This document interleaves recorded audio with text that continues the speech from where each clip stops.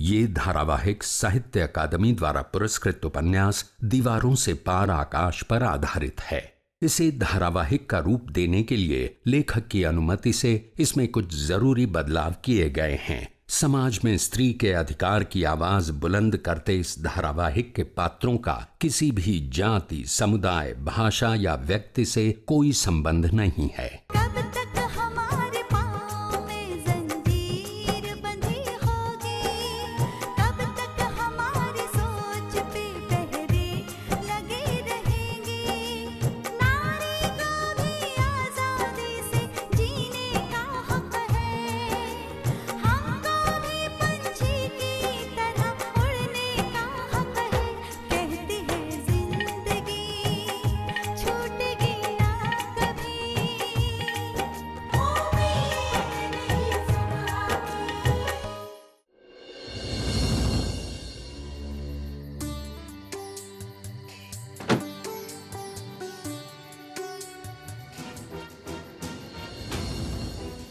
एक बात याद रखना निर्मला, कल अगर कोई ऊंच नीच हुई तो उसकी जिम्मेदार सिर्फ तुम होगी, सिर्फ तुम।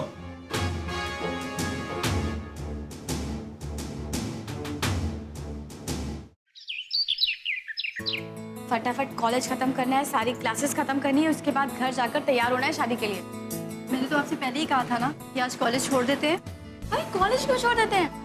देख, कॉलेज से इम्पोर्टेंट कोई भी चीज नहीं है। किसी भी चीज के लिए मैं अपनी पढ़ाई नहीं छोड़ सकती, समझी? तो ठीक है ना, कॉलेज चलिए, क्लास कीजिए और अगर देर होती है तो होने दीजिए। लेकिन एक बात है रूपर, अगर कोई भी क्लास मिस हो जाती है ना तो प्लीज कल आकर सारे नोट्स कंप्लीट कर लेना, ठीक है? हाँ हाँ ठीक है, मैं आपके साथ जाती हूँ तो मुझे समझाती ही रहती है और छुटकी को कुछ नहीं समझाती। रूपर, मैं छुटकी को भी समझाती हूँ, पागल गई थी। बहन सुनो ना, हाँ मुझे भी पारू दीदी की शादी में जाना है। तुझे चलना ही पड़ेगा, माँ मुझे अकेले थोड़ा ना जाने देगी, तुझे साथ में भेज ही देगी। शादी तो कल है लेकिन रस्में तो आज से शुरू हो जाएंगी ना। बहन मुझे तो लगता है वो अनिकेत का दोस्त है ना, लोगों का पीछा कर रहा है। तुझे भी लगा ना? मैं भी उसे कब से भापने की कोशिश कर रही हूँ कि वो हमारा पीछा कर रहे हैं, लेकिन चुप रहना, बिल्कुल पता नहीं चला जाए। लेकिन वो हम लोगों का पीछा क्यों कर रहा है? बेवकूफ़ों से उम्मीद भी क्या की जा सकती है ऊपर। लेकिन तू बिल्कुल पीछे मुड़कर मत देखना, बिल्कुल सीधा चलती रहे, ठीक है? ठीक है, ऊपर चलते जरूर।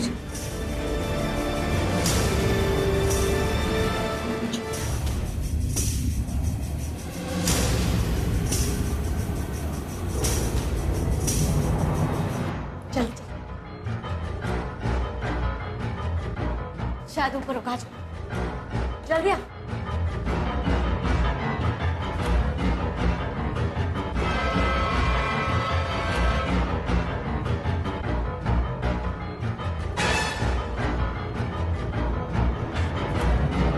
अनिकेत।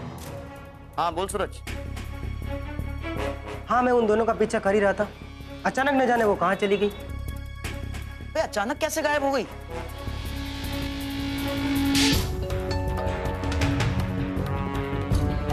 अगर मैं एक आवाज लगाऊं ना तो यहाँ इतनी भीड़ इकट्ठा हो जाएगी, तुम्हें मार मार कर तुम्हारा वो हाल करेगी कि कुछ दिनों तक अपनी शक्ल नहीं पहचान पाओगे।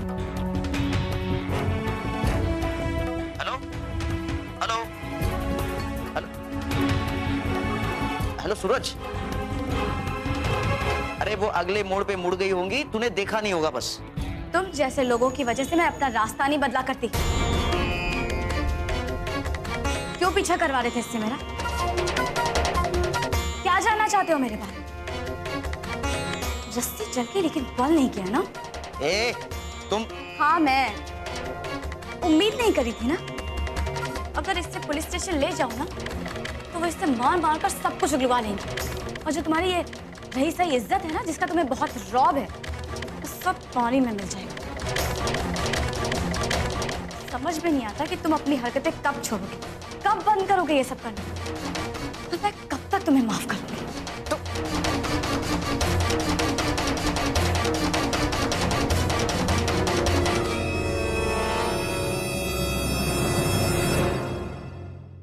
चल ऊपर।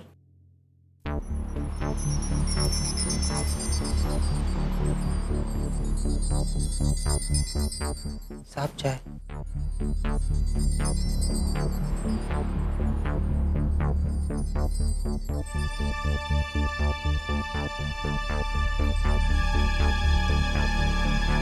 क्या बात है देवर जी, आज आपका मूड क्यों उतरा हुआ है? जी नहीं भाभी, ऐसी कोई बात नहीं। कोई बात तो है। अगर आप नहीं बताना चाहते तो कोई बात नहीं। मैंने कहा ना भाभी, ऐसी कोई बात नहीं है। आप अहमदाबाद जा रहे हैं तो जाइए ना। हम अहमदाबाद तो जरूर जा रहे हैं अनिकेत, लेकिन तुम्हारी फिक्र वर्षा के दिमाग से निकलने वाली नहीं है। पूरे रास्ते बस तुम्हारी चर्चा करते हुए जाएगी ये। अब ये मेरे इकलौते देवर है, इनका ख्याल मैं नहीं रखूंगी तो कौन रखेगा? और अगर घर में देवरानी लानी है तो चर्चा तो करनी पड़ेगी। ठीक है भाई। भाभी फिलहाल इतने दूर की मत सोचिए। मैं उसे सबक सिखाना चाहता हूँ और आप उसे ढोल बनाकर गले में पहनाने की सलाह दे रही है। अनिकेत, जो कुछ भी करना सोच समझ कर करना। बाकी हम लोग अहमदाबाद से लौटते ही इस बारे में बात करेंगे, ठीक है? जी भैया, ठीक है। अनिकेत, वो लड़की तुम्हारे कॉलेज में ही पढ़ती है ना? हो सके तो मुझे पता लगा कर बताओ कि वो कौन है, कहाँ रहती है, उसके माँ बाप कौन हैं। क्या भैया, आप भी भाभी की तरह सोचने लगे? अनिकेत, वर्षा और मैं जो कुछ भी सोचेंगे तुम्हारी खुशी के लिए सोचेंगे, लेकिन अगर तुमने कुछ सोच रखा है तो वो बता दो हमें। देखो अनिकेत, कॉलेज में छात्र संघ का चुनाव तुम हार गए थे। इसका मतलब ये बिल्कुल नहीं है कि राजनीति में तुम्हारे लिए रास्ते हमेशा हमेशा के लिए बंद हो गए। राजनीति में रास्ते मैं बनाऊंगा तुम्हारे लिए। लेकिन क्या भैया? लेकिन ये मेरे भाई कि तुम्हें अपने गुस्से पर काबू पाना होगा। तुम्हें अपने स्वभाव को बदलना होगा। ये जो तुम्हारे चेहरे पे बात बात पे गुस्सा आ जाता है ना, इसे मुस्कुराहट में बदलने की कला सीखनी होगी। अगर तुम ऐसा करते हो ना तो तुम्हारे बहुत काम आएगी। जी भैया। अच्छा, अब हम लोग चलते हैं, कल मिलते हैं, ठीक है? जी भैया। खुश रहो। हम लोग कल शाम तक आ जाएंगे, अपना ख्याल रखिएगा। जी भैया। खुश रहिए।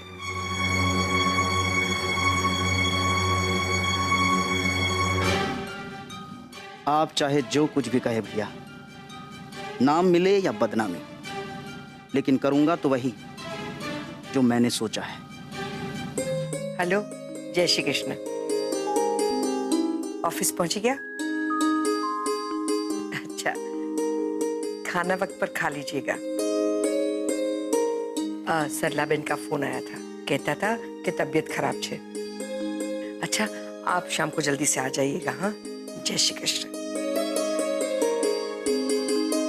बेन कॉलेज से आई थी मम्मी? नहीं आई है, लेकिन तू इतनी जल्दी कैसे आ गई? अरे हाँ, तैयार तो था उचे। फिर पारुल बहन की शादी में जो जाना है। आज तो लग्न में जवानों से इसलिए पढ़ाई में दिल भी नहीं लग रहा होगा ना? दिल तो लग रहा था, लेकिन थोड़ा थोड़ा नहीं लग रहा था। अब देखिए ना मम्मी, तैयार भी होना है और शादी में भी जाना है। बहन ने कहा था कि वो कॉलेज से जल्दी आ जाएंगी, लेकिन अभी तक नहीं आई। आवी जशे, आवी जशे। जा, तू जाकर तैयार हो जा।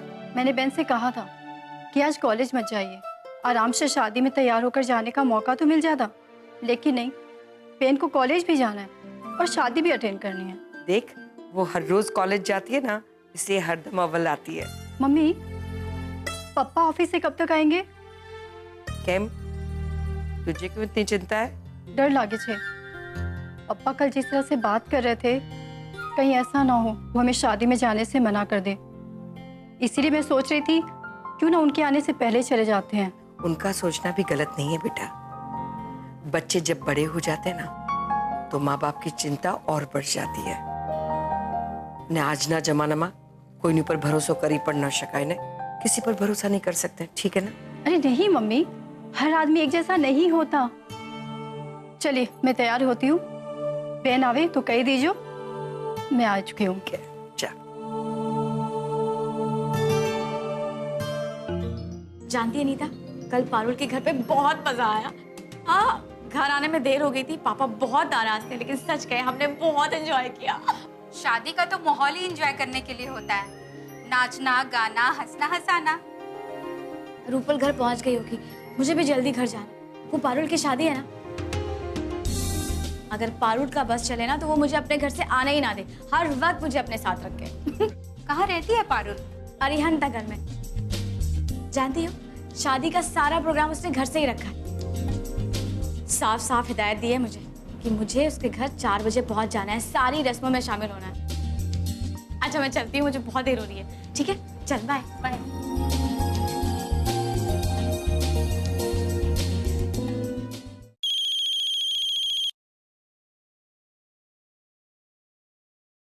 हाँ बोल रही। अनिकेत, वसुधा आज अपनी बहन के साथ किसी शादी में जाने वाली है। शादी में? हाँ, और लौटने में उन्हें देर होगी, मतलब रात को देर से लौटेंगे दोनों।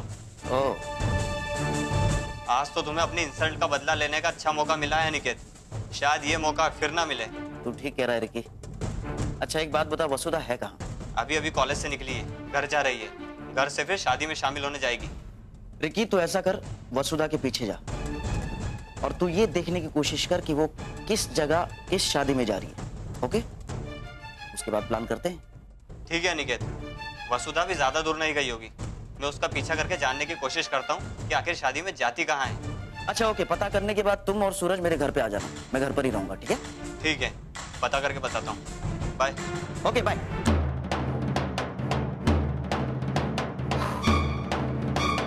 आज तो भैया भाभी भी घर पर नहीं है। मौका तो अच्छा है लेकिन मुझे भी तो शादी में जाना है। चलो देखते हैं।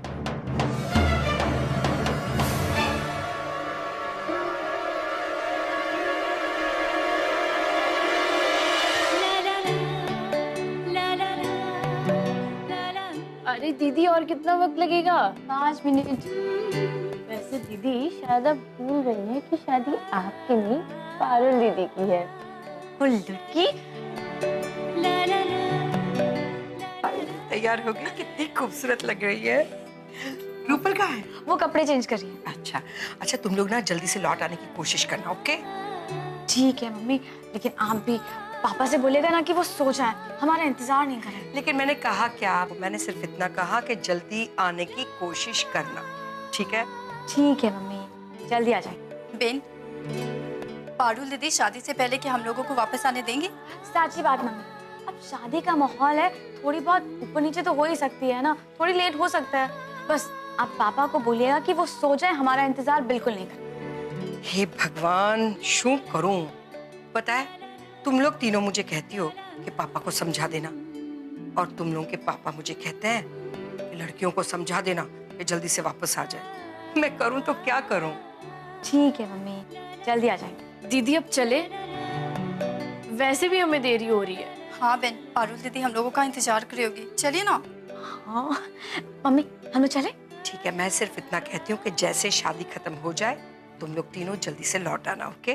ओके जाना। Okay bye. जल्दी से लौट आना। Bye bye, take care.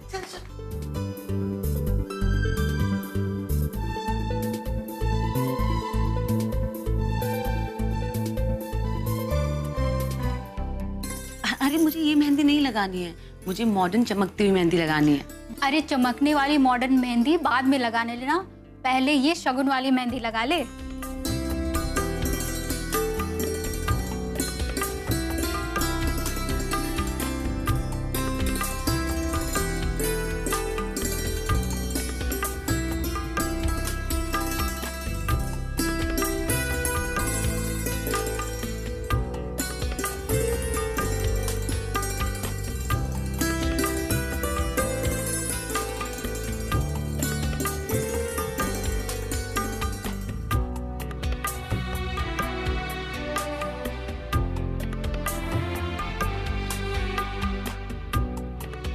भाई देखो ना, वसुधा, रूपल, चुटकी कोई नहीं आया अभी तक।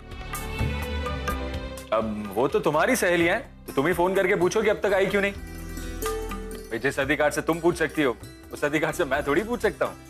अरे भाई, आप भी तो वसुधा से मिल चुके हो ना, तो आप भी उससे बात कर सकते हो। चलिए पूछिए वो कब तक आएगी। और शादी की पूरी रस्में शुरू हो गई है, वो अभी तक नहीं आई है। पूछो क्या छे। ठीक है, मैं फोन करता हूँ। और हाँ, तो बोलना भूल गई, उससे बोलिएगा मैंने सारी रस्में रोक दी हैं, तो वो भाग भाग के आ जाएगी। अच्छा बाबा, कह दूंगा।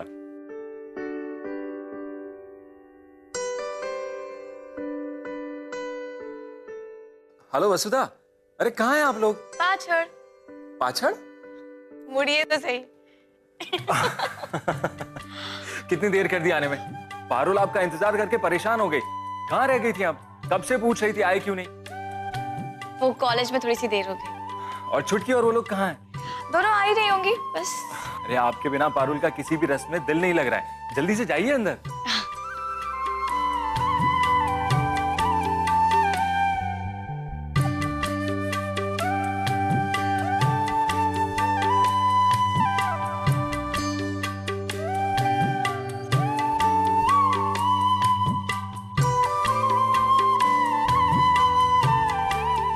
तू इतनी देर में क्यों आई? मैंने भैया से कहा था तुझे फोन करने के लिए। तुम्हारे प्यारे भैया ने मुझे फोन भी किया था और मैं उनसे मिलकर भी आ रही हूँ। आदित्य बेटा, ये मेरा भतीजा है व्योमेश। बड़ी खुशी हुई आपसे मिलके। मुझे भी बड़ी खुशी हुई आपसे मिलकर। देखना, तेरे बिना कितना माहौल सुना सुना था। तो माहौल को और अच्छा कर देते हैं। तू बता कि क्या करना है, बोल।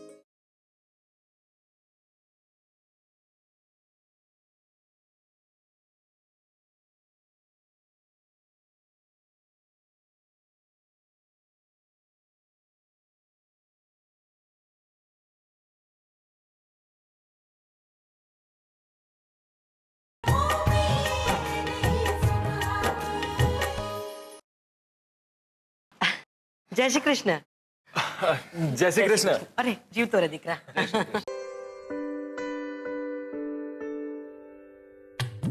पारुल, अब आ रही है तू? मैं कब से तेरा इंतजार करी थी।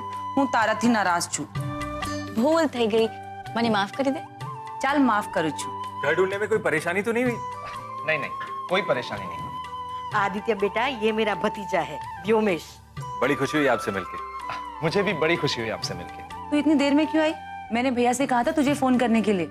तुम्हारे प्यारे भैया ने मुझे फोन भी किया था और मैं उनसे मिलकर भी आ रही हूँ। कॉलेज से आने में थोड़ी सी देर हो गई। गलती हो गई, कान पकड़ीने माफी मांगू छू। माफी तो आप ही दी थी। वैसे बेटा, इस तरह तो मिलना मिलाना होता नहीं है। बस ऐसे शादी के मौकों पर ही मिलना हो जाता है। आइए ना, आइए, मैं आपके लिए चाय नाश्ते का इंतजाम करता हूँ। अरे नाना, रहवा देने दिख रहा, क्यों परेशान हो रहे हो?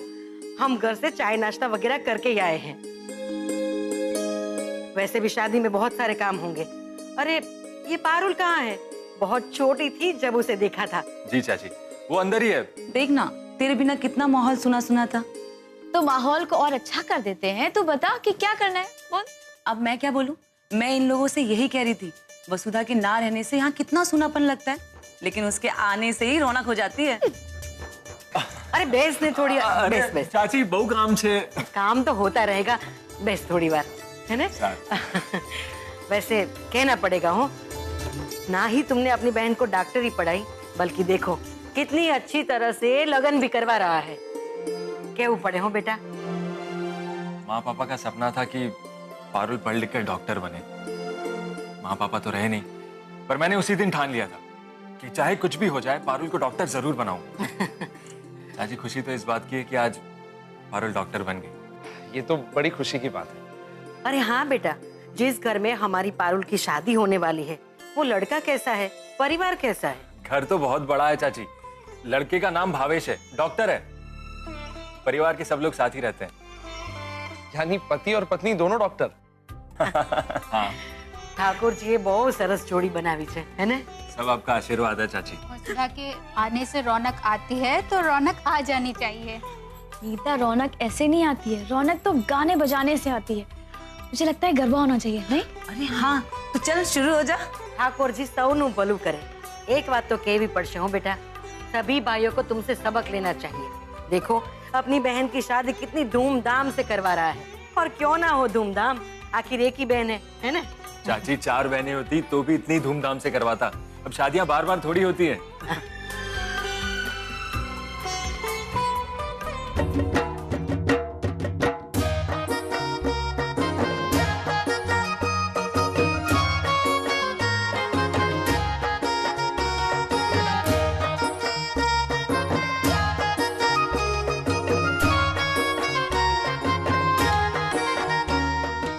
आदित्य बेटा, ये लड़की कौन है? पारुल की फ्रेंड है वसुधा। कल रात भी हर रस्म के दौरान वो पारुल के साथ ही थी। सच कहूं तो उसके आने से ही घर में रौनक आ गई है। अभी देखिए ना, उसके आने के साथ ही गरबा शुरू हो गया। तालियों ना ताले गोरी गरबे घूमी गाय रे, पूनम ने रात की पूनम ने रात।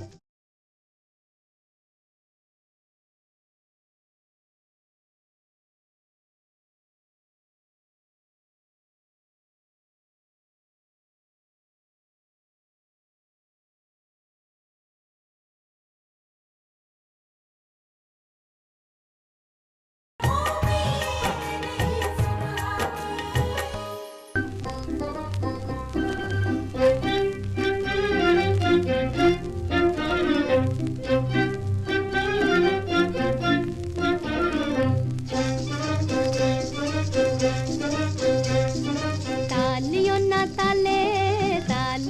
ताले गोरी गरबे घूमी गाय रे, पूनम ने रात की पूनम ने रात। तालियों ना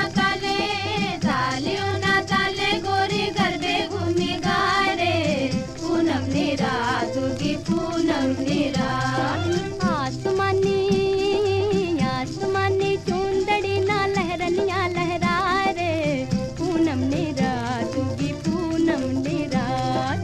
आसमानी आसमानी चुंदड़ी ना लहरनिया लहरा रे, पूनम ने रात की पूनम ने रात। गोरो गोरो चांदलियों ने दिल डोलावे नावलियों, गोरो गोरो चांदलियों ने दिल डोलावे नावलियों, के थी मननी बात रे, पूनम ने रात की पूनम ने रात। तालियों ना ताले गोरी गरबे घूमी गाय रे, पूनम ने रात की पूनम ने रात।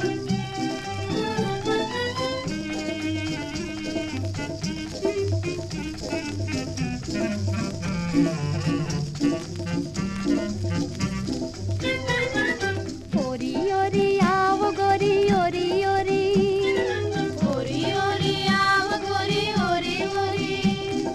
चांदलिए ही चोली तारा हैया केरी डोरी, चांदलिए ही चोली तारा हैया केरी डोरी, चांदलिए ही चोली तारा हैया केरी डोरी। रातड़ी रड़ियात रे, पूनम ने रात की पूनम ने रात। तालियों ना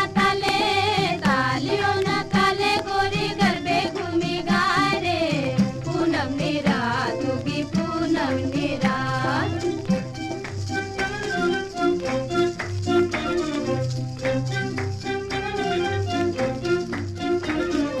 गरबे घूमो गोरी गरबे घूमो, गरबे घूमो गोरी गरबे घूमो, रूमो झूमो गोरी रूमो झूमो, रूमो झूमो गोरी रूमो झूमो। राष्ट्र में जाने सामलियो जमुना जी ने घाट, राष्ट्र में जाने सामलियो जमुना जी ने घाट रे, पूनम ने रात की पूनम ने रात। तालियों ना ताले गोरी गरबे घूमी गाय रे, पूनम ने रात की पूनम ने रात।